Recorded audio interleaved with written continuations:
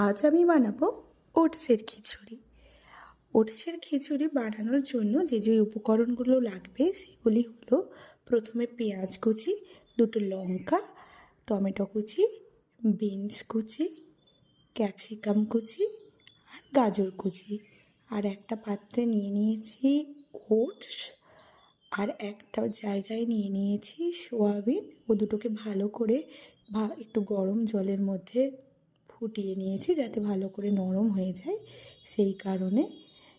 আর একটা পাত্রে নিয়ে নিয়েছি ডালটাকে ভালো করে আগে ধুয়ে নিয়েছি। এবার কড়াইয়ের মধ্যে ভালো করে তেল দিয়ে, তেলটা ভালো করে গরম হয়ে যাওয়ার পর তাতে ভালো একে একে পেঁয়াজ কুচিটা দেওয়ার পর ভালো করে নেড়ে নেব পেঁয়াজটা একটু ভাজা ভাজা হয়ে আসার পর পেঁয়াজটার মধ্যে দিয়ে দেব কিছু লঙ্কা কুচি। লঙ্কা দিয়ে পেঁয়াজটাকে ভালো করে নেড়ে নেব। লঙ্কা দিয়ে পেঁয়াজটাকে ভালো করে নেড়ে নেব। এরপরে একে একে বিনস কুচি, তারপরে দেব হচ্ছে গাজর কুচি।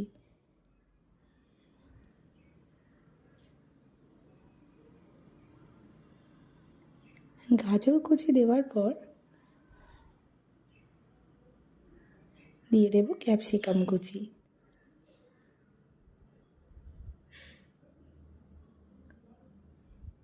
ক্যাপসিকাম, বিনস, গাজর, পেঁয়াজ এগুলোকে ভালো করে ভেজে নেব। ভালো করে ভেজে নেওয়ার পর এরপরে দিয়ে দেব এর মধ্যে কেটে রাখা টমেটোর কুচি। ভালো করে টমেটো দিয়ে এবার ভালো করে সব কিছুটাকে ভালো করে ভেজে নিতে হবে। না ভেজে নিলে ভেতরে যদি কাঁচা কাঁচা থেকে যায় তাহলে খেতে ভালো লাগবে না, সেই কারণে ভালো করে আমরা ভেজে নেব। ভালো করে ভেজে নেওয়ার পর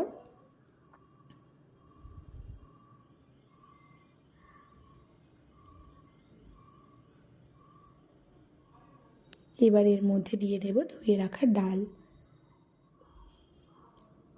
ডালটাকে যেহেতু একটু ভেজে নিতে হবে, সেই জন্য সবজির সাথে ভালো করে একটু নাড়াচাড়া করে ভিজিয়ে রাখা সোয়াবিনটাকে কুচি কুচি করে কেটে নিয়েছি। এবার এটার মধ্যে সোয়াবিনটা দিয়ে দিলাম, দিয়ে এবার ভালো করে এটাকে আরও একটু ফ্রাই করে নিতে হবে।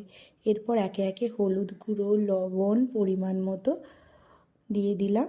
আর কোনো মশলা আমি এর খাবারটা ইউজ করিনি, আপনারা ইউজ করতে পারেন, কিন্তু আমি এই খাবারটার মধ্যে আর কোনো কিছুই দিইনি।